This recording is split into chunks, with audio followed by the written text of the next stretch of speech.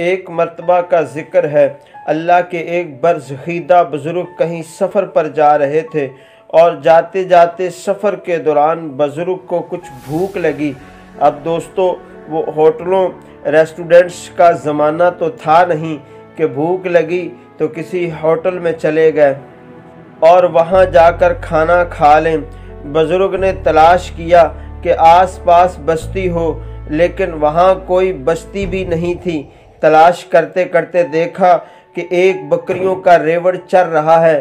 خیال ہوا کہ اس بکری والے سے کچھ دودھ لے کر پی لیں تاکہ بھوک مٹ جائے، تو دیکھا کہ چرواہا بکریاں چرا رہا ہے۔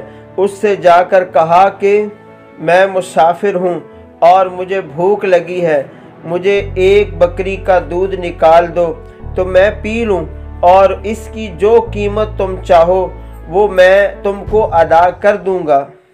چرواہے نے کہا کہ جناب، میں ضرور آپ کو دودھ دے دیتا، لیکن یہ بکریاں میری نہیں ہیں، میں تو ملازم ہوں، نوکر ہوں۔ بکریاں چرانے کے لیے مجھے میرے مالک نے رکھا ہوا ہے، اور جب تک اس سے اجازت نہ لے لوں اس وقت تک مجھے آپ کو دودھ دینے کا حق نہیں ہے۔ کہا جاتا ہے کہ وہ برزخیدہ بزرگ لوگوں کو آزمایا بھی کرتے تھے۔ آپ نے اس سے کہا کہ میں تمہیں تمہارے فائدے کی ایک بات بتاتا ہوں، اگر تم اس پر عمل کر لو تو۔ پوچھا کیا؟ بزرگ نے فرمایا ایسا کرو کہ ان بکریوں میں سے ایک بکری میرے ہاتھ بیچ دو، پیسے میں تمہیں ابھی دیتا ہوں۔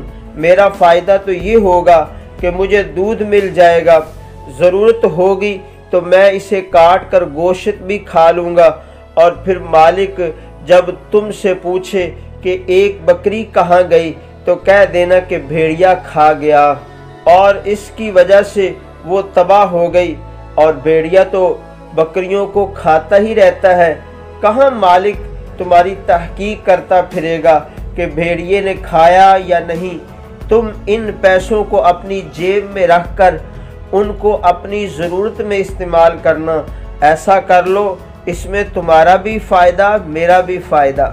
اس چرواہے نے یہ بات سنی، اور سنتے ہی بے ساختہ جو کلمہ اس کی زبان سے نکلا وہ یہ تھا کہ شہزادے، تم مجھ سے یہ کہتے ہو کہ میں مالک سے جا کر جھوٹ بول دوں اور یہ کہہ دوں کہ بکری کو بھیڑیا کھا گیا، تو پھر اللہ تعالیٰ کہاں گئے؟